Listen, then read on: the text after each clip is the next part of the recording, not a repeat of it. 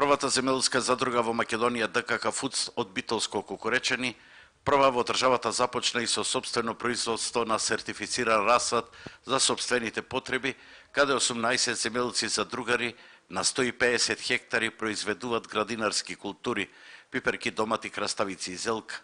Тие изградија најсовремен пластеник, а во сопствениот расад ќе заштедат значителни средства.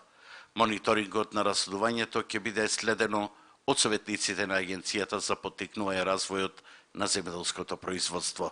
Планирам да произведуваме во овој пластеник расад за градинарски култури, негде околу 200 тона пиперка, исто толку и домат, индустријски домат, и затоа е направен овој пластеник. За подигањето на пластеникот задругата ги искористи сите погодности што ги овозможуваат владините политики за развивање на оваа дејност. За овој проект, односно изградата на пластеникот, обезбедени средства преку програмата за рурален развој, односно 10.000 евра и дополнителни $4.500 преку проектот на Карана, односно USAID, со кој што беа набавени опрема за производство на струја, тоа е агрегат, калорифери за затоплување и систем за наводнување со замаглување. Расадот последниве години е дефицитарен за речиси сите градинарски и индустријски култури, почнувајќи од тутунот па се до пиперките.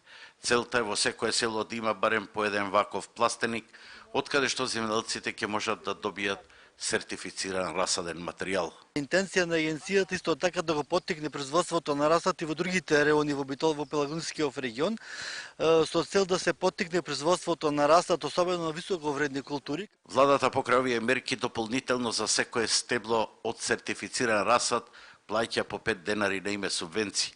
Меѓутоа, несертифицираниот расад, кој е забранет со закон, Државниот инспекторат го запленува и изрекува парични казни, а објективот на камерата на Алфа денеска долови токму една таква случка.